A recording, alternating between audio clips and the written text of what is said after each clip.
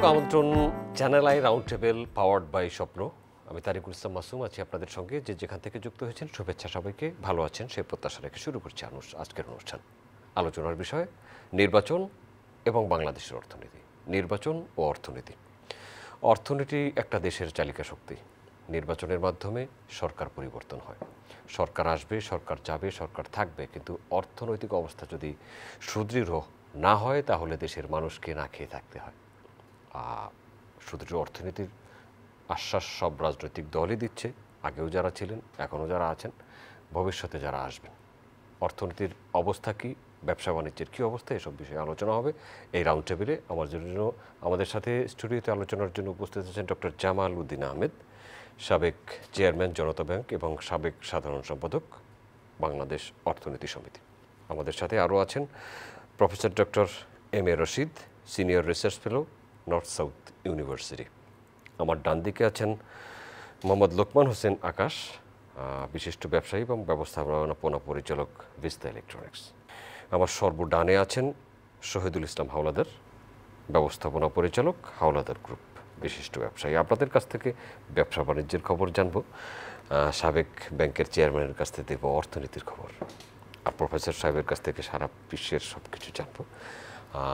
জামাল উদ্দিন আহমেদ, আপনাকে দিয়ে শুরু করি। বাংলাদেশের অর্থনৈতিক অবস্থা এখন কেমন? ধন্যবাদ। এটা একটা ডিফিকাল্ট কোশ্চেন আপনি রেজ করছেন। বাংলাদেশ এখন এমন একটা পর্যায়ে আছে যেটা আমরা ধরেন অনেক চড়াই উতরাইয়ের মধ্যে দিয়ে যে লেভেলে আমরা আসছি লাস্ট 10-15 বছরে, সেখান থেকে আমরা যে সামনের দিকে যাব, একটা লেভেল প্লেয়িং ফিল্ড হয়তো তৈরি হয়েছে, সব জায়গা হয় নাই, অনেক এরিয়াতে আমাদের উইকনেস আছে। আমরা একটা পরাধীন দেশ হিসাবে আমরা ব্রিটিশের কলোনি ছিলাম, আমরা মোগল আমলের শাসনের দ্বারা শোষিত হয়েছি, তারপরে পাকিস্তান আমলে আমরা একবার স্বাধীন হইলাম, তারপরে আবার বাংলাদেশ হইয়া অলমোস্ট 4 টাইমসের মতন আমাদের যে অভিজ্ঞতা, সেই অভিজ্ঞতার মধ্যে দিয়ে আমরা ওই যে পুরনো জিনিসের যে লেগাসি এগুলাকে কিন্তু আমাদের ব্রিটিশ আমলে যে সমস্ত আইনগুলো তৈরি হয়েছে, সেই আইন কানুনকে আমার কাছে যেটা মনে হয় যে এখনও আমরা পূর্ণাঙ্গভাবে আইনগতভাবে স্বাধীন হয়নি। ব্রিটিশরা কি এখন তাদের সেই সময়ের আইনে চলে? No, they have changed, that's what is the contrast. সে আইন কিন্তু তাদের ওখানে নাই, টাইম টু টাইম তারা এটা মডিফাই করছে, keeping in consistency of the technological development, competitors' economic development, techniques, change in techniques, policy techniques, everything related with the change of time. টাইমের মধ্যে দিয়ে আপনার যে টেকনোলজিক্যাল ডেভেলপমেন্টটা হয়েছে, সেইটার মধ্যে দিয়ে কিন্তু আপনার এখন সময় আমাদের বিদ্যুতে এখানে কী ছিল? কিছুই ছিল না। সেটা কাপ্তাই থেকে আমাদের বিদ্যুৎ আসতো, এবং এটা তখনকার জমানায় তারা ওই যে মেঘনা ব্রিজের নিচে দিয়ে, আমি পাওয়ার গ্রিডের বোর্ডের মেম্বার ছিলাম, ওই সময় আমি জানছি। এটা তো আমরা জানি, আমাদের কোন পড়ানোর মধ্যে এটা শেখায় নাই। সেটা ওই নদীর নিচে দিয়ে তার দিয়ে আনিয়ে গ্রিড লাইনটা আনছে মেঘনা নদী, এবং এইটা এখন কিন্তু পুরা বাংলাদেশ কিন্তু গ্রিড নেটওয়ার্কে Bangladesh has become a successful story. এই মুহূর্তে এখনও 100% না, আমরা আগের থেকে হয়েছে, ইমপ্রুভমেন্ট হয়েছে, আরও দরকার। এখন চেঞ্জিং টেকনোলজিদের সাথে অ্যাডজাস্ট করেই তো আমাকে চলতে হবে, সেইটা আমরা কিছুটা করতে পারছি। কিন্তু আমরা যে লিগ্যাল যে ইয়েটা, যেমন 1881 সালের নেগোশিয়েবল ইনস্ট্রুমেন্ট অ্যাক্ট, 1947-এর ফরেন এক্সচেঞ্জ রেগুলেশন অ্যাক্ট, 1935 সালের ভারত শাসন আইনের মধ্যে দিয়ে আপনার এরপরে যখন আইন হয়, তারপরে কিন্তু ব্রিটিশরা 1947-এ ফরেন এক্সচেঞ্জ রেগুলেশনটা করে। এরপরে 1961-এ হলো ব্যাংকিং অ্যাক্ট পাকিস্তান আমলে। এইভাবে পরিবর্তন হয়েছে, কিন্তু এখন এগুলোকে যে আপডেট করা, সেটা আমরা করি নাই। লাইক ভিয়েতনাম 1975-এ ভিয়েতনাম স্বাধীন হয়েছে আমেরিকান অকুপেশন থেকে ফ্রি হলো। হওয়ার পরে ভিয়েতনাম 5 years দে টুক টাইম, 5 বছরে বিভিন্ন আইন কানুনকে চেঞ্জ করার জন্য একটা মানে বিভিন্নভাবে এক্সপার্ট, যেখানে দেশীয় এক্সপার্ট নাই বিদেশ থেকে হায়ার করছে, সেটা করে এগুলোকে কিন্তু কাস্টমাইজ টু দেয়ার নিড এটা তৈরি করছে। কিন্তু আমরা 1972 সালে এই অপরচুনিটিটা আমাদের আসছিল, we could not do that. আমরা ওই যে ব্রিটিশরা যেটা দিয়ে গেছে পাকিস্তান অ্যাডপ্টেড, শুধু ব্রিটিশ ইন্ডিয়ার জায়গায় পাকিস্তান নাম বসাই দিছে, ইন্ডিয়ারটা বসেছে। আমরা পরে বাংলাদেশ যখন স্বাধীন হলো আমরা পাকিস্তানের জায়গায় বাংলাদেশ সিল মেরে, প্রথমে সিল মেরে চেঞ্জ হয়েছে। ওই সমস্ত আইনকে ওভারহল করি আমরা কিন্তু এখনও করি নাই, এখনও আমাদের কোনো এফোর্ট আসে নাই। ইচ্ছে মানে পিটি যে এই দেশের জন্য, এবং সেখানে আমরা ধরেন আমাদের অনেকগুলো আছে, ওনারা তো ব্যবসা বাণিজ্য করে, ওনারা আরও জানে। Income tax act, income tax আইনটা যখন হয় 1922 সালে, এবং এটার কমিশন আছে বিভিন্ন রকম কমিশন 1922 সালে। তারপর এই যে ইগুলা আমেরিকার যে ট্যাক্স আইআরএস, আমেরিকার আইআরএস হয়েছে আব্রাহাম লিঙ্কনের পরে, মানে তারা করছে আইআরএস যুদ্ধের খরচ উদ্ধার করার জন্য। আপনার কাছে আসছি প্রফেসর এম এ রশিদ, এখনকার অপরচুনিটি কি? চ্যানেলকে ধন্যবাদ। আমাদের আজকের বিষয় ইলেকশন এবং ভবিষ্যতের অর্থনীতি। তো যেহেতু ইলেকশন সামনে, তো আমাদের দেশে ইলেকশন যখন আসে একটা ঈদের আমেজ থাকে, জনগণ স্বতঃস্ফূর্তভাবে ভোট দেওয়ার চেষ্টা করে, যেটা আমরা বহু বছর বঞ্চিত ছিলাম। জনমতের এবং জনগণের এখন খুব আকাঙ্ক্ষা, জনগণ তাদেরকে নির্বাচন করতে চায় যারা জনগণকে আমানত হিসেবে দেখবে, জনগণের রায়কে আমানত হিসেবে দেখবে, এবং জনগণের যে আকাঙ্ক্ষা, যে জনগণ চায় দুর্নীতিমুক্ত রাষ্ট্র, জনগণ চায় বিশ্বমানের শিক্ষা ব্যবস্থা, জনগণ চায় পরিবেশ বান্ধব নাগরিক সুবিধা, জনগণ চায় উন্নত চিকিৎসা ব্যবস্থা। তো জনগণ এগুলো যদি মোটামুটিও পায়, জনগণ আমাদের দেশে খুবই ধৈর্যশীল, আমরা দেখেছি অতীতে, জনগণ খুব খুশি হয়। তো সামনে যেহেতু ইলেকশন, আমরা জানি রাজনীতি অর্থ মানুষকে দেখাশোনা করা, পলিটিক্স মানে মানুষকে দেখাশোনা করা, তাদের আদর্শ দিয়ে তারা মানুষকে, দেশের নাগরিকদেরকে তারা গাইড করবে। কিন্তু এটা সত্য যে বাংলাদেশের রাজনীতি হয়ে গেছে দুর্নীতিবাজদের ক্ষমতায়ন করা, এবং রাজনীতিবিদরা তাদের ক্ষমতাকে ব্যবহার করে তাদের দুর্নীতির জন্য, তারা সমাজে প্রতিপত্তি বাড়ানোর জন্য, তারা জনগণের সাথে বিশ্বাসঘাতকতা করে, এবং এমন কোনো আশ্বাস নাই যখন ইলেকশন আসে যে রাজনীতিবিদরা দেয় না। তারা প্রচুর মিথ্যা কথা বলে, মিথ্যা আশ্বাস দেয়, জনগণ প্রতারিত হয়। পরবর্তীতে দেখা যায়, আমরা লাস্ট কয়েকটা নির্বাচনে দেখেছি, বা গত 15-20 বছর যদি আপনি দেখেন, যে জনগণ সব ক্ষেত্রে তারা প্রতারিত হয়েছে। এবং এদেশের যেন রাজনীতিবিদরা অথবা দেশের শত্রুদের একটাই চাওয়া যে একটা মাফিয়া দেশ হবে। আমরা আলাপ করতেছিলাম যে আমরা যে সাবজেক্টেই ধরি সেখানে একটা মাফিয়া চক্র। উনি জনতা ব্যাংক নিয়ে কথা বলছেন, আমি ওই দিন জনতা ব্যাংকের নিয়ে আলাপ করতেছিলাম একজন অ্যাডভাইজারদের সাথে, কারেন্টস।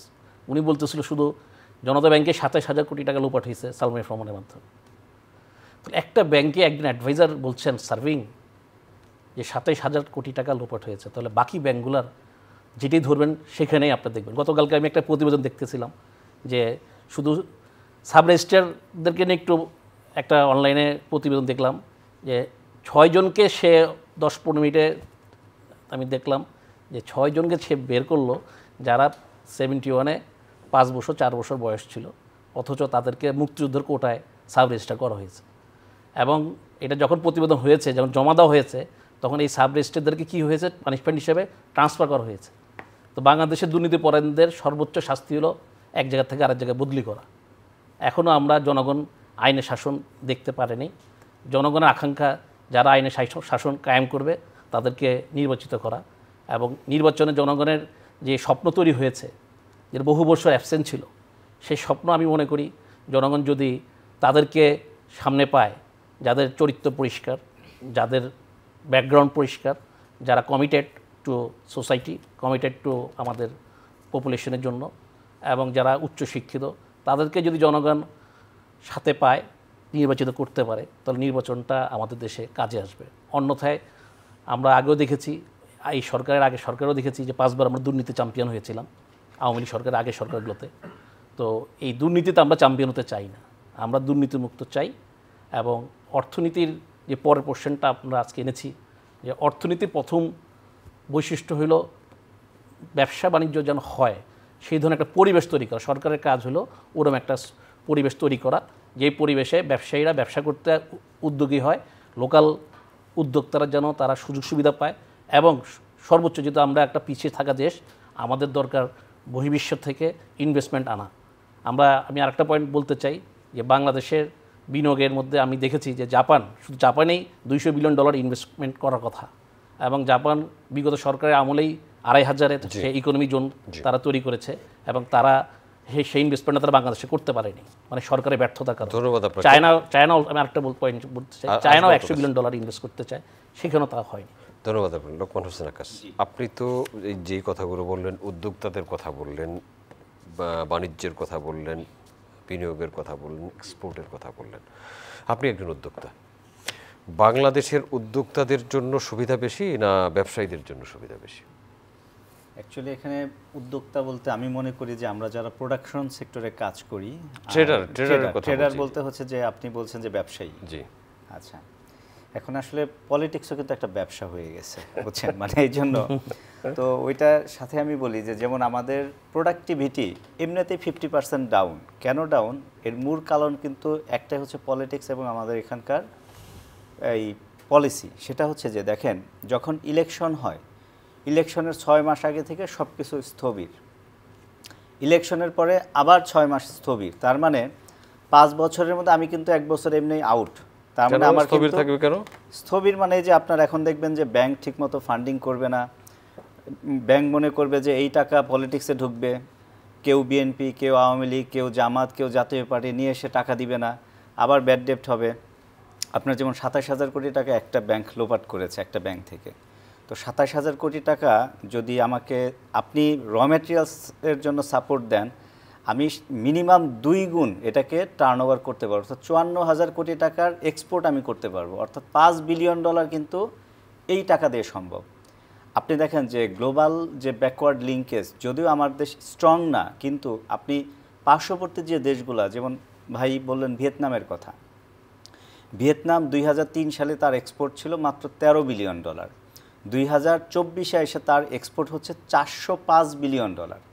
তো 2003-এ বাংলাদেশের এক্সপোর্ট ছিল $2 বিলিয়ন, 2024-এ এসে বাংলাদেশের এক্সপোর্ট হচ্ছে $50 বিলিয়ন। আমরা কেউ সত্য মনে করি, কেউ মিথ্যা মনে করি। তো দেখেন যে এই যে একটা ধূম্রজালে আছি, তো আসলে মানে আমরা অনেক সময় হতাশ হয়ে যাই ব্যবসায়ীরা, যে কখনো দেখা গেল যে আমাকে এই একটা সিজন গুনতে হয়, পৃথিবীর যেখানে সব দেশ হচ্ছে যে এগিয়ে যাচ্ছে, গভর্নমেন্ট সাপোর্ট দিচ্ছে, আর আমাকে চিন্তা করতে হয় কে আসবে, আমি কোন স্লোগান দিব, কে আমাকে বাধা দিবে। তো আসলে এখন পলিটিক্স দেখলে আমাদের ভয় লাগে, ইলেকশন আসলে আমরা আরও ভীত হয়ে যাই যে এই বুঝি আমার আবার একটা বিপদ আসতেছে। আমরা যারা আসলে ইন্ডাস্ট্রিতে কাজ করি, আমরা কিন্তু এই ইন্ডাস্ট্রির ফার্মার। দেখেন, ফার্মার কিন্তু দুইটা, যে প্রোডাকশন করে সেই কিন্তু ফার্মার। আমার ইন্ডাস্ট্রিতে বা আমরা যারা ব্যবসা বাণিজ্য করি, বিশেষ করে শিল্প ক্ষেত্রে আমরা যারা প্রোডাকশন ওরিয়েন্টেড ব্যবসা করি, আমরাও কিন্তু ফার্মার। কারণ আমাকে র মেটেরিয়াল সোর্সিং করতে হয়, লেবার আনতে হয়, প্রোডাকশন করতে হয়, কোয়ালিটি মেনটেন করতে হয়, আমার বাজার সৃষ্টি করতে হয়, ব্যাংক থেকে টাকা নিলে তাকে পরিশোধ করতে হয়, অর্থাৎ একটা বিশাল একটা সাপ্লাই চেইন কিন্তু আমাকে মেনটেন করতে হয়। এবং এটা কিন্তু আমার ফার্মিং কিন্তু আরও কঠিন। কেন কঠিন? যে আমার যারা হচ্ছে যে অ্যাগ্রো ফার্মার যারা, তারা কিন্তু জাস্ট সিজনাল ব্যবসা করে, যে তার একটা নিশ্চিত একটা ব্যবসা আছে, সে ধানের সময় ধান বপন করবে, পাটের সময় পাট বপন করবে, বা বর্ষাকালে সে বসে থাকবে। আমার কিন্তু তা না, আমাকে কিন্তু 12 মাসের একটা গ্লোবালাইজেশন বা একটা গ্লোবাল মানে রিসোর্স অনুযায়ী কিন্তু আমাকে প্ল্যান করতে হয়। তো যেটা আমার দেশের জন্য কিন্তু খুবই টাফ। তো আমি আসলে বিনীত অনুরোধ করি সব দলের কাছেই, যেহেতু আমি ব্যক্তিগতভাবে ছোটোবেলা থেকে আমি আসলে পলিটিক্সের বাইরে, আমি জীবনে বলা যায় যে এক অর্থে সব দলের মিছিল করেছি, আবার কোনো দলের মিছিল করিনি। যখন ছোট ছিলাম, বালক ছিলাম, তখন কেউ বললে মিছিলে যাই, তো মিছিলে যাইতাম, খিচুড়ি খাওয়াইতো, মানে বাস্তব কথা যেটা। তো যখন বড় হয়েছি বুঝতে পেরেছি যে না, আসলে পলিটিক্স আমার দেশে ইটস এ বিজনেস। এবং এক ভাই বললেন, যে আমাদের টিচার মহোদয় বললেন যে পলিটিক্সে সবাই মিথ্যা কথা বলে। ট্রু। আপনি দেখেন যে আজকে যারা অনেকেই আছে পলিটিক্সে ইনভলভ, কতজনের পলিটিক্স ছাড়া বাইরে ব্যবসা আছে, সে অন্য ব্যবসা করে ওই ব্যবসার টাকাটা পলিটিক্স ইনভলভ করে। নো, আজকে জনগণের সেবা, ভাই কার টাকায় সেবা করবেন আপনি? আপনি নিজে কাজ করেন, আপনার জনগণের সেবা করার জন্য আমি মনে করি পলিটিক্স দরকার নেই। আপনি একটা ইন্ডাস্ট্রি করেন, ইন্ডাস্ট্রিতে আপনি 50,000 লোকের কর্মসংস্থান করেন। 50,000 লোক মানে একটা লোকের ফ্যামিলিতে কমপক্ষে 5 জন লোক যদি ধরেন, 2.5 লাখ লোকের কর্মসংস্থান আপনি করতেছেন। অর্থাৎ 2.5 লাখ পরিবারকে, কিন্তু 2.5 লাখ মানুষকে আপনি সুরক্ষা দিচ্ছেন। তো এর চেয়ে বড় সেবা কি হতে পারে? তাকে আপনি প্রতি বছর ঈদের সময় বোনাস দিবেন, প্রতি মাসে বেতন দিবেন, সে সলভেন্ট চলবে, সে কোনো ক্রাইম করবে না, কোনো সে এই বাজে কাজ করবে না। তো আমার কাছে যেটা মনে হয় আসলে এইটা আরেকটু শ্রেণীকরণ করা উচিত, যে যারা পলিটিক্স, আমার মনে হয় পলিটিক্সকে একটা স্বীকৃত ব্যবসা হিসেবে উপাধি দেওয়া উচিত। সরি, আমি এই অন্যভাবে বলছি, বাট এটা অনেকেই করতেছেন। আমি দেখি যে আমাদের অনেক বন্ধুবান্ধব আছে যে এবারও অনেকে শুনি যে এমপি নমিনেশন পাচ্ছে বা পেয়েছে, তো তার কোনো ব্যবসা নেই, স্বীকৃত ব্যবসা নেই। দেখি যে তার আসলে পলিটিক্সই মেন ব্যবসা, অথচ তার হয়তো বাজেট আছে, সে 10 কোটি টাকা খরচ করবে। পলিটিক্স ব্যবসার সাথে আপনার ব্যবসার সাথে পার্থক্য হলো যে পলিটিক্স তো এক্সপোর্ট করা যায় না। এক্সপোর্ট করা যায় না, বাট আমরা আমাদের পণ্য এক্সপোর্ট করতে পারি। আর দেশের সার্বিক সিচুয়েশন আমরা যেটা মনে করি যে ব্যবসাকে, অন্তত যারা আমরা কৃষক বা আমরা যারা ইন্ডাস্ট্রি করেছি, আমাদের দিকে আসলে একটি নেক নজর দেওয়া উচিত সবার। ব্যাংকে হচ্ছে যে টোটালি আলাদা করা উচিত। যেমন হচ্ছে যে এখন দেখেন ব্যাংক কিন্তু আমাদের টোটাল 14 গোষ্ঠী এখন এই তারা ঘাটে যে আরে আমার এই গোষ্ঠীতে কেউ এই দল করেছে কিনা, বা বি দল করেছে কিনা, বা সি দল করেছে কিনা। বাট মানুষ দেখেন যে কেউ না কেউ কিন্তু কোনো কিছুর দিকে থাকেই। যেমন আপনার যদি একটা ভোটাধিকার থাকে, আপনি কিন্তু কাউকে না কাউকে ভোট দিবেন, আপনি প্রকাশ্যে বলবেন বা অপ্রকাশ্যে বলবেন, একটা কিন্তু সফটনেস থাকে। আর যেটা হচ্ছে এটা মানে ফ্রিকোয়েন্টলি চেঞ্জ হয়। এমনও হয় যে আপনি, আমার মনে হয় না যে যদি আপনি 10 বার ভোট দিয়ে থাকেন, অর্থাৎ 50 বছরে, তো দেখা গেল আপনি কিন্তু মনে হয় যে মোটামুটি সবাইকে ভোট দিয়েছেন। অনেক ক্ষেত্রে আত্মীয়তার সম্পর্ক থাকে, পারিবারিক সম্পর্ক থাকে, বা এলাকা ভিত্তিক সম্পর্ক থাকে, দলীয় সম্পর্ক থাকে। জি, আপনার কাছে শহীদুল ইসলাম হাওলাদার, আপনি কি দেখেন ব্যবসা কেমন আর উৎপাদন কেমন? উৎপাদনে অসহযোগিতা কোথায়? নির্বাচন ও অর্থনীতি বিষয়ক আজকে রাউন্ড টেবিলে চ্যানেলের মাধ্যমে যারা দেখছেন সবাইকে আমি শুভেচ্ছা জানাচ্ছি। আমি প্রথমে নির্বাচন সংক্রান্ত দু একটি কথা বলবো। আমাদের প্রতি 5 বছর পর পর জাতীয় নির্বাচন আসে, কখনো এটা ব্যতিক্রমও হয়। এই নির্বাচনে সবচেয়ে গুরুত্বপূর্ণ ভূমিকা রাখে কারা? যারা ভোটার। এখন এই ভোটারদের অন্যতম দায়িত্ব হচ্ছে তাদের সচেতনতা। তারা কীরকম নেতৃত্ব নির্বাচিত করবেন। উনি কি চাঁদাবাজ, উনি কি দুর্নীতিবাজ, উনি কি দুশ্চরিত্রের, উনি ক্লিন ইমেজের। এখন এগুলো যদি ওনারা খুব সচেতনভাবে যাচ করে ওনাদের নেতা নির্বাচিত করে, ওনারা যেরকম নেতা নির্বাচিত করবেন, ওনারা ঠিক ওই নেতার ওই রকম শাসন পাবেন। এখন যদি জনগণ যখন তাদের নেতা নির্বাচনে ভুল করেন, সে ভুলের প্রায়শ্চিত্ত ওনাদের চলে আসে। তা আমরা যা দেখি, নির্বাচনগুলোকে মার্কার নির্বাচন হয়, প্রার্থীর যোগ্যতার মূল্যায়ন খুব কম হয়। আমরা এই চ্যানেলের মাধ্যমে বাংলাদেশে 18 কোটি জনগণ এবং সমস্ত ভোটারদের প্রতি আমি আহ্বান জানাবো, আপনারা শুধুমাত্র মার্কাকে প্রায়োরিটি না দিয়ে আপনাদের প্রার্থীর যোগ্যতা, তার সচ্চরিত্র, তার ক্লিন ইমেজ, তার ব্যাকগ্রাউন্ড এবং তার আপনার এলাকার কাজ করার মতো যোগ্যতা আছে কিনা, এগুলো যাচ করে ভোট দিলে আপনার একটা সঠিক নেতা নির্বাচিত হবে। এবং সঠিক নেতা যখন নেতৃত্বে আসবে, সে তার যোগ্যতা অনুযায়ী আপনাদের জন্য কাজ করবেন। এটা হলো নির্বাচনের ব্যাপারে বললাম। আর অর্থনীতি এখন কেমন অর্থনীতি? এখন অলরেডি আমাদের আকাশ ভাই বললেন যে যখন নির্বাচন আসে তখন আমরা পুরো জনগণ নির্বাচন কেন্দ্রিক জ্বরে আক্রান্ত হয়ে যাই। আমরা সব কিছু, আমার মাথায় শুধু একটা জিনিসের কাজ করে নির্বাচন, তখন সব কিছু আপাতত স্থবির হয়ে যায়। তো আমরা বর্তমান অর্থনীতি নির্বাচনকে কেন্দ্র করে আমি মনে করি সেই অবস্থায় আমরা স্থবির অবস্থায় আছি। নির্বাচন কেন্দ্রিক স্থবিরতা। এবং আমাদের শরীরে অনেকগুলো অর্গান আছে, যেমন তার মধ্যে সবচেয়ে অন্যতম অর্গান আছে হার্ট। অন্য অন্য অংশে কিছু সমস্যা হলে আমরা সার্ভাইভ করতে, কিন্তু হার্টে যদি সমস্যা হয় আমরা কিন্তু সার্ভাইভ করতে পারি না। তদ্রূপ অর্থনীতির হার্ট হচ্ছে ব্যাংকিং সেক্টর। এই ব্যাংকিং সেক্টর যদি সে সচল না থাকে তাহলে কিন্তু টোটাল অর্থনীতি ভেঙে পড়বে, যা আমরা অতীতে আমরা দেখেছি। বাংলাদেশে আমরা ব্যাংকিং সেক্টর নিয়ে যদি একটু ডাটা দিই, প্রাইভেট সেক্টরে ব্যাংক আছে 50টি, টোটাল বোধহয় 62টি ব্যাংক আছে। 50টি ব্যাংকে তারা 16 কোটি ডিপোজিটরের টাকা আছে, মোরাললেস 19 লক্ষ কোটি টাকা। এর মধ্যে প্রাইভেট ব্যাংক তারা লেন্ডিং হচ্ছে 15 লক্ষ কোটি টাকার মতো। 50টি প্রাইভেট ব্যাংক, এই 50টি প্রাইভেট ব্যাংকের সর্বশেষ যারা অনুমোদন পেয়েছে তাদের পেইড আপ ক্যাপিটাল হচ্ছে 400 কোটি টাকা। অথচ উনি টাকা ডিল করেন অর্থনীতিতে 30,000 কোটি টাকা অন অ্যান অ্যাভারেজ। তো 400 কোটি টাকার মালিক হয়ে উনি ডিল করছেন 30,000 কোটি টাকাটা কার? এই 16 কোটি ডিপোজিটরে, ডিপোজিট হোল্ডার 16 কোটি ডিপোজিট হোল্ডারের। আর এই টাকাটা নিয়ে যারা বিজনেস করে, আমাদের মতো বিজনেসম্যানরা, তারা মাথার ঘাম পায়ে ফেলে ইনকাম করে প্রথমে ব্যাংকের ইন্টারেস্টটা দেয়। 1,25,00,000 লেন্ডার্স আছে বাংলাদেশে, কিন্তু এই 400 কোটি টাকা যারা দেয় তারা ব্যাংকের ম্যানেজমেন্টের শতভাগ নিয়ন্ত্রণ করে। 30,000 কোটি টাকার মালিক যারা ডিপোজিটর, তাদের কোনো প্রতিনিধিত্ব নাই ব্যাংকের পরিচালনা পরিষদে। যারা এই টাকাটা লোন নিয়ে মাথার ঘাম পায়ে ফেলে ইনকাম করে ব্যাংকের ইন্টারেস্ট দেয় এবং অর্থনীতি সচল, তাদের কোনো প্রতিনিধিত্ব নাই ব্যাংকিং পরিচালনা পরিষদে।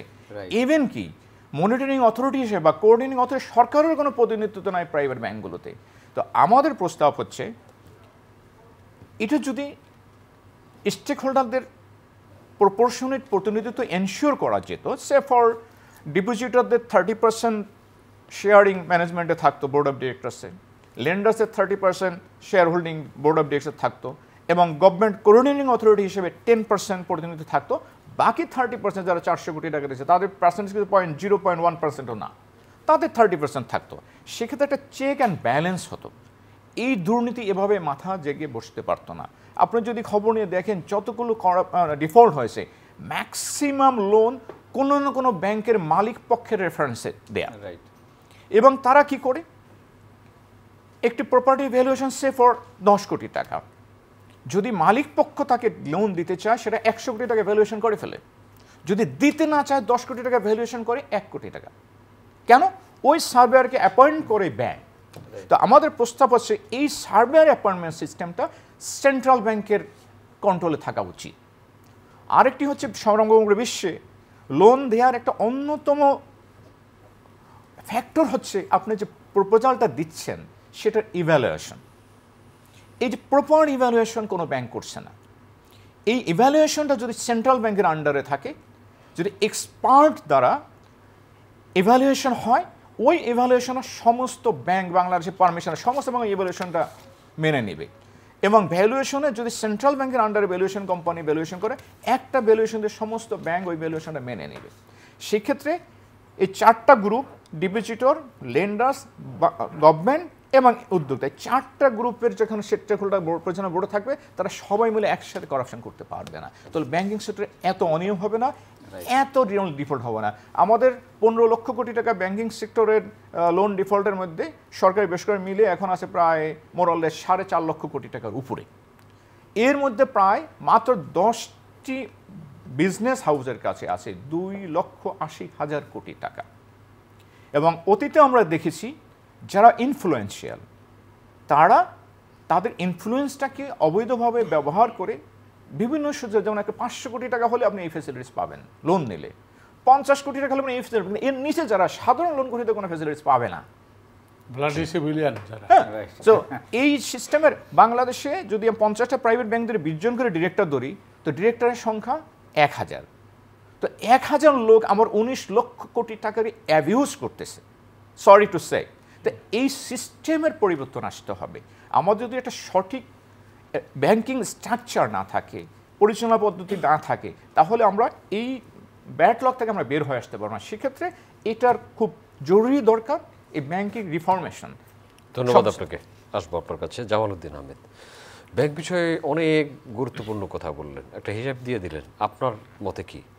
আপনি তো ব্যাংক পরিচালনা করে এসেছেন। আপনার আর এটা কি এত সহজ কিনা? এটা আপনার সহজ না, সহজ এটা আপনার ইমানের উপর নির্ভর করবে, right. What you believe it, এবং আপনি যেটা ইমপ্লিমেন্ট করতে চান সেটা in the interest of the nation Bangladesh. আমরা তো সবাই এই দেশের সিটিজেন, জি, আমরা যেই কাজ করি প্রত্যেকে কিন্তু উই আর কন্ট্রিবিউটিং। যা হয় সবই তো জনগণের নামেই হয়। এই ভ্যালুয়েশনটা আমার ভ্যালুয়েশন ওখানে যাচ্ছে, উনারটা যাচ্ছে, এই সবাইটা যাচ্ছে। এনারা শিক্ষকতায় আছে, উনি আমাদের যে গ্রাজুয়েটদেরকে তৈরি করে দিল, রাইট, এটা তো ম্যান পাওয়ার ক্রিয়েট করে দিল। রাইট, তার মানে এভরিবডি ইজ কন্ট্রিবিউটিং। কন্ট্রিবিউটিং।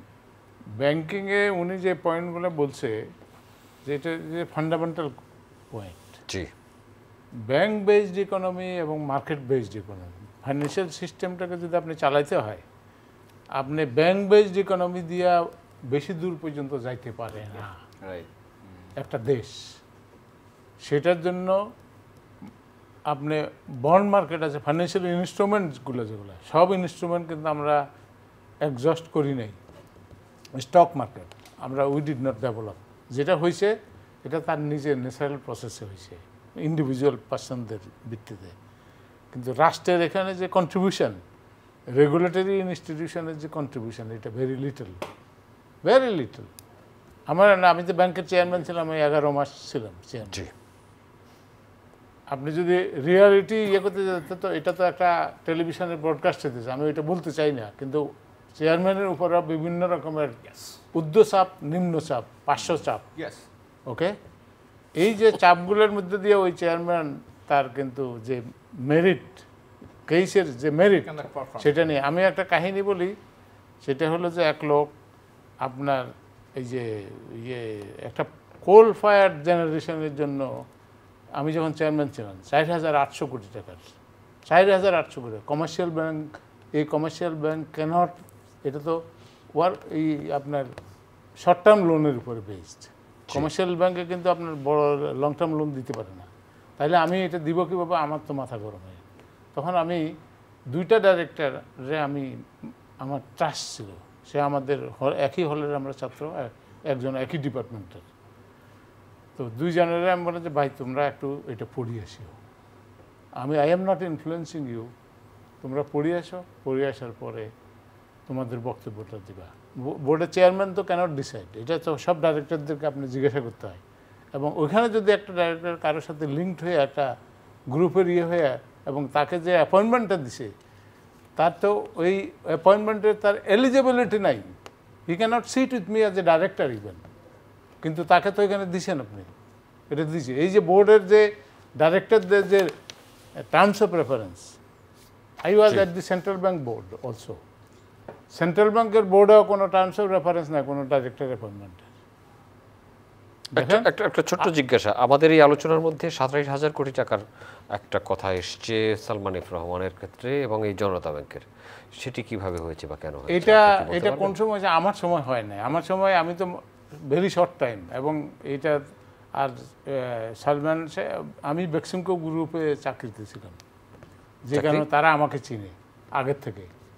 আমি বলছি আমার কাছে এগুলো নিয়ে আসে নাই, পরে হয়তো কোনো চেয়ারম্যান যদি করে থাকে দ্যাটস এ ডিফারেন্ট স্টোরি, কিন্তু আমার সময় তাদের নর্মাল লাইফ। কিন্তু আমি তো as a board member and আপনি চেয়ারম্যান, আপনার রেসপন্সিবিলিটিটা কিন্তু ব্যক্তিকে করেন। উনি যেটা বললেন যে ABC গ্রুপ যেগুলো আছে, এটা দেখা উচিত না। দেখবেন আপনি বিজনেস, রাইট, তার বিজনেসটা ইকোনমিক জাস্টিফিকেশন, ইকোনমিক রেশনালটা আছে কিনা, লিগালি সে ঠিক আছে কিনা, এবং তারপরে আপনাদের মার্কেটিংয়ে তার স্ট্রং আছে কিনা, তার ম্যানেজমেন্ট স্ট্রাকচারটা কি, তার যে historical background, you will have to look at that. ওই যে জিনিসগুলো বিবেচনায় যদি আপনি বিচার করেন, তখন কিন্তু আপনি কোনো মনা দেখি যদি আপনি চিন্তা করেন, এটা হবে না। You will have to move straight forward to the interest of the bank. In that case it is possible, you can do that. এবং সেখানে আপনার সুযোগ আছে কি অনেক সময় দেখা গেছে যে ট্যাক্টফুলি যখন আমি আমাদের হাতের সময় কম, আমি ওই প্রপোজালটাকে কীভাবে করছি, ওরা এসে ব্যাটিং আরম্ভ করলো পরের দিন বোর্ডে যখন হলো, আমি যখন রিকোয়েস্ট করলাম ওরা ব্যাটিং করলো সম্পূর্ণ নেগেটিভ, এবং আমার সাথে 100% মিলে, কিন্তু আমি চেয়ারম্যান হিসেবে আই ক্যানট টেল দ্যাট, জি, সেটা তাদের সাথে শেয়ার করতে পারি না। আপনাকে ধন্যবাদ। তখন আপনার ওরা যখন করলে এইটার পরেই বাকি কাজগুলো শুরু হয়েছিল। আই ওয়াজ জি, বাংলাদেশের সরকারি ব্যবস্থাপনার ব্যাংকের এক ধরনের, বেসরকারি ব্যবস্থাপনার ব্যাংকের ধরন অন্য রকম। That is also different. জি, বেসরকারিগুলোতে আরেক ইয়ে আছে। বেসরকারির প্রবলেমটা বলেন, ওই যে উনি যেটা বললো যে জি, আসবো আপনার কাছে, স্পন্সর ডাইরেক্টর। আরেকবার আসবো আপনার কাছে। এম এ রশিদ, অনেক কথাই তো হলো, উত্তরণের উপায় কি?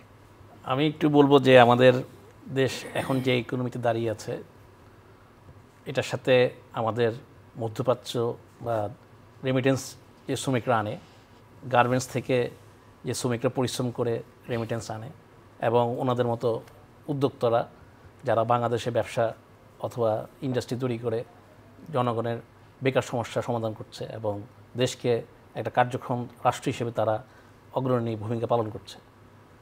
তো আমাদের বিজনেসম্যানরা, উদ্যোক্তারা, তারা চায় রাষ্ট্র তাদেরকে সহযোগিতা করবে, কিন্তু আমরা বাস্তবে দেখেছি তারা সবসময় তটস্থ থাকে, রাষ্ট্র কোন উপায়ে তাদেরকে আটকিয়ে দেয়।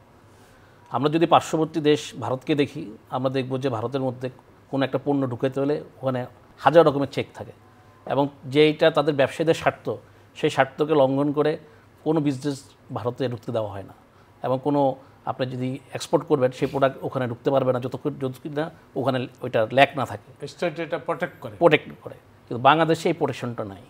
আমাদের যদি উনি একটা উদ্যোক্তা হয়, দেখা যাবে ওনারা কপি করে ওনাকে ক্ষতিগ্রস্ত করার জন্য আর 10টা ব্যবসায়ী দাঁড়িয়ে গেছে। তো এই যে কপিরাইট, এই যে একজন সায়েন্টিস্ট অথবা একজন ব্যবসায়ী উদ্যোক্তা সে কিছু একটা ইনোভেশন করবে এবং সেটা ইমপ্লিমেন্ট করবে, সেটা এই দেশে একটা পলিটিক্যাল লোকদের কারণে, রাজনীতিবিদদের কারণে সেটা অন্তরা হয়ে গেছে। কারণ রাজনীতিবিদরা এই ডিসিশনগুলো নেয়, তারা পলিসি মেকার হয়। এবং আরেকটা হলো সিভিল ব্যুরোক্র্যাট, তাদের অসহযোগিতা, তাদের করাপশন এবং তাদের রাষ্ট্রের প্রতি কমিটমেন্ট থেকে তারা রাজনীতিবিদ যারা দেশ শাসন করে তাদের প্রতি কমিটমেন্ট থাকে বেশি। তো তারা ব্যবসায়ীদের এই প্রবলেমগুলো তারা বসে শুনে কোনো সলভ করে না। ধন্যবাদ আপনাকে। লোকমান হোসেন আকাশ, উত্তরণের রাস্তা কি, কি আশা করেন? উত্তরণের রাস্তা, বা নতুন সরকার আসলে তাদের কাছে চাওয়া কি? আচ্ছা, তো নতুন সরকার আসলে আমার একটাই চাওয়া যে শিল্প সেক্টর, আপনি তো তথ্য প্রযুক্তি এবং ইলেকট্রনিক্স বিষয়ক গুডসের জি রপ্তানি কারণ আমদানি কারণ, জি কাঁচামাল তো আমদানি করতেই হয়, জি কাঁচামাল আমদানি করতে হয়। তো আমার যে সেক্টর, এই সেক্টরের যদি আমি গ্লোবাল মার্কেট বলি, $7 ট্রিলিয়ন মার্কেট। তো আমরা যদি যেমন আমার গার্মেন্টস সেক্টরটা দেখি, যে গার্মেন্টস সেক্টর গত 25 বছরে প্রায় 20 গুণ, মানে 20 গুণ এটার বৃদ্ধি হয়েছে, অর্থাৎ $2 বিলিয়ন থেকে $40 বিলিয়ন আসছে। কিন্তু আমার এটা যদি আমি গ্লোবাল কন্ট্রিবিউশন ধরে, আমি কিন্তু অলমোস্ট প্রায় 5% গ্লোবাল কন্ট্রিবিউশন আমার কিন্তু আরএমজি হয়ে গেছে। হোয়ারঅ্যাজ $7 ট্রিলিয়ন একটা ইলেকট্রনিক্স এবং এই যে ইঞ্জিনিয়ারিং ইন্ডাস্ট্রির একটা মার্কেট, সেখানে আমাদের পার্সেন্টেজ কিন্তু 0.00001, দেখবেন 1ও নাই। তো এই যে একটা নেগলিজেন্স, এটার মূল কারণ হচ্ছে কিন্তু আমার দেশের ট্রেড পলিটিক্স এবং হচ্ছে পলিটিক্স। হ্যাঁ, পলিসিকে আমি খুব বেশি দোষ দেই না। কেন? যে পলিসি তো আসলে আমাদের তৈরি, একটা পলিটিশিয়ানের তৈরি, আর যারা আমরা ট্রেড পলিটিক্স করি, ট্রেড পলিটিক্সে যারা ইনভলভ আছে তারা এটার সাথে ইনভলভ। সাপোজ আমি একটা কথা বলি আজকে, এটা একদম বাস্তব কথা, আমার প্রতিষ্ঠানেরই কথা, যে একটা ব্যাংকে সাপোজ আমার একদম জেনুইন এক্সাম্পল আমি দিই, 15 কোটি টাকার অ্যাসেটের এগেনস্টে আমাকে প্রথমবার 8 কোটি টাকা লোন দিয়েছে। এর মধ্যে ফান্ডেড সাপোজ 2 কোটি, নন ফান্ডেড হচ্ছে 6 কোটি। তো দেখা গেল যে আমি ফার্স্ট টাইম এলসি করে 100% টাকা শোধ করে দিয়েছি। এমনও হিস্ট্রি আছে যে গত 1.5 বছরে এই ব্যাংক আমাকে একটা টাকারও এলসি দিতে পারে নাই। সে 3বার ড্রাফট দিয়েছে, তার ক্যাপাসিটি নাই, লস অফ তার ক্যাপাসিটি নাই, ফরেন এক্সচেঞ্জ। হ্যাঁ, ঠিক আছে, তার ক্যাপাসিটি নাই। এবং এমনও হয়েছে যে যখন ওই ব্যাংক আমাকে ড্রাফট দিয়েছে, আমি যখন আমার র মেটেরিয়াল সাপ্লায়ার 2 জনকে দিয়েছি, তারা প্রিপারেশন নিয়েছে, র মেটেরিয়ালস রেডি করেছে, শিপমেন্ট করবে, ওই সময় পর্যন্ত আমার ওই ব্যাংক সুইফট করতে পারে না, কারণ তার কাছে পর্যাপ্ত ডলার নাই। পরবর্তীতে এরকম হয়েছে যে আমি আরেকটা ব্যাংকে গিয়েছি, সেটাও নাই। এটাও আপনার এক সময়কার বাংলাদেশের টপ 5 ব্যাংকের মধ্যে একটা। এখন যে অবস্থা, আমি লাস্ট মান্থে ভিজিট করে আসলাম সেই কোম্পানিগুলোতে, তারা বলল তোমার দেশের একটা ব্যাংকও আমি বিশ্বাস করি না। দেখেন, স্ট্রেট বলতেছে যে either you have to give TT আমি বললাম যে TT is totally illegal in our country. বললো যে it's legal for everyone in the world, why illegal in your country, so your people don't know how to make business. দেখেন এরপর যেটা হইলো যে বল আদারওয়াইজ তোমাকে যেটা করতে হবে, তুমি হংকং হইয়া থার্ড পার্টি হইয়া পেমেন্ট করো। এখন এছাড়াও অন্য রাস্তা বলতেছে তুমি HSBC বা স্ট্যান্ডার্ড চার্টার্ড ব্যাংকের মাধ্যমে তুমি অ্যাড কনফার্মেশন দিয়ে এলসি দাও। এটা আপনার ট্রানজাকশন কস্ট বাড়বে না? বাড়বে, অবশ্যই বাড়বে। আমার 5% to 6% ট্রানজাকশন কস্ট বেড়ে যাচ্ছে। আরও দেখেন যে স্ট্যান্ডার্ড চার্টার্ড মাত্র 8টা শাখা নিয়ে সে 3,800 কোটি টাকা প্রফিট করছে গত বছর আমার দেশে একটা ব্যাংক। আর আমার দেশের একটা ব্যাংক 500 শাখা নিয়েও 300 কোটি টাকা প্রফিট করতে পারে না। তাইলে এর মূল কারণ হচ্ছে যে আপনার প্রফেশনালিজম। ঠিক আছে, তো আমরা যেটা চাই as a businessman, honestly I never had any political মানে engagement, I never have plan, even my son, my family member, they never plan because of the situation in Bangladesh. যে আবার আমরা যেটা চিন্তা করি যে আসলে বাংলাদেশে বিজনেসের একটা স্বর্গরাজ্য। কেন স্বর্গরাজ্য? যে ভৌগোলিকভাবে বাংলাদেশের যে অবস্থান, এটা পৃথিবীর মধ্যে সবচাইতে সুন্দর প্লেস আমি মনে করি যে বাংলাদেশ বিজনেসের জন্য। কেন দেখেন, মাত্র আপনার ছোট্ট একটা জায়গা, যে আপনি যদি এইদিকে 400 কিলোমিটার যান, এইদিকে 400 কিলোমিটার যান, অর্থাৎ 800 কিলোমিটার যদি আপনি এদিক সেদিক মুভ করেন, আপনার এখানে 18 কোটি লোক। পৃথিবীর কোন দেশ আছে যে এইরকম পপুলেশন আছে? যে দেশের আবার 1,30,00,000 প্রবাসী, যারা আবার প্রতি বছর $30 বিলিয়ন রেমিটেন্স দেয়। তাইলে এই রেমিটেন্সের টাকা যদি আমার দেশের শিল্প ক্ষেত্রে যদি প্রপারলি ইউটিলাইজ করা হতো, এগ্রিকালচার ক্ষেত্রে ঠিকমতো যদি ইউটিলাইজ করা হতো, তাহলে আমার দেশের জিডিপি, আমার দেশের যে ইকোনমিক্যাল যে গ্রোথ, আমি মনে করি চায়নার চেয়ে আমার গ্রোথের ক্যাপাসিটি বেশি ছিল। কেন বেশি ছিল? আমাদেরকে শেষ করতে হবে। তো জি, আমি যেটা বলতে চাচ্ছি যে আমাদের যে স্কোপ আছে, আমাদের অনেস্টলি বলি যে আমাদের বাংলাদেশের লেবাররা still they are the number one. আপনি কেন number one? Middle east, Singapore সহ যে কান্ট্রিগুলোতে আমার দেশের ম্যান পাওয়ার বা কাজ করতেছে, আমার দেশের যারা লেবার কাজ করতেছে, তারা সর্বোচ্চ ভালো কাজ করে। আমি আল্লাহর রহমতে অলমোস্ট প্রায় 40টার উপরে দেশ ভিজিট করেছি। এর মধ্যে মিডল ইস্টের সবগুলো দেশ, এদিকে এশিয়ার সবগুলো দেশ মোটামুটি ভিজিট করেছি।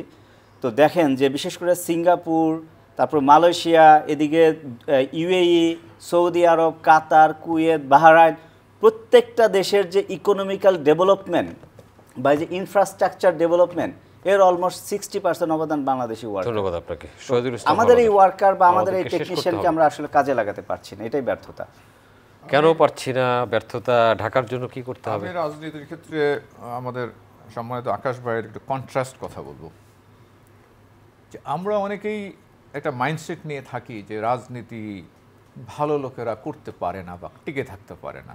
আমি ঠিক এটা অ্যাগেনস্টে বলবো যে আমরা যারা ভালো লোক বলে দাবি করি সমাজের বিভিন্ন সেক্টরে, তাদের কিছু ঝুঁকি নিয়ে এই লিডারশিপে ইনভলভ হওয়া উচিত বলে আমি মনে করি। না হলে ভালো লোকরা যখন সরে থাকবে, খারাপ লোকের কন্ট্রোলে রাজনীতি চলে যাবে, নেতৃত্ব চলে যাবে। যখন খারাপ লোকের নেতৃত্বে আমরা থাকবো, এটা সাফারিং আমরা সবাই হব। আর জনগণের জন্য আমি একটা কথা বলবো যে আপনারা আপনাদের রাজনৈতিক নেতা নির্বাচনে আপনারা সঠিক যোগ্য নেতাকে আপনারা নির্বাচিত করুন, যিনি এসে আপনাদের বেটারমেন্টের জন্য কাজ করবে। আর যদি অযোগ্য নেতা, দুশ্চরিত্র নেতা, করাপ্টেড নেতা নির্বাচিত করে ওনারা এসে আপনাদেরকে শোষণ করবে, ওনাদের নিজেদের বেটারমেন্টের জন্য কাজ করবে। এখন আমি আসি অর্থনীতি নিয়ে।